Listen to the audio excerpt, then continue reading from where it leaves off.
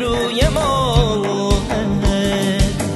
از تو پس کوچه تنهای دل عشق تو منو صدا کرد، خودمو بی خبر از من گرفت، با تب عشقش شنا کرد. آی دختر چوپون، آی دختر چوپون، دل دیوونمو کشوندی تو دشت و بیابون، از این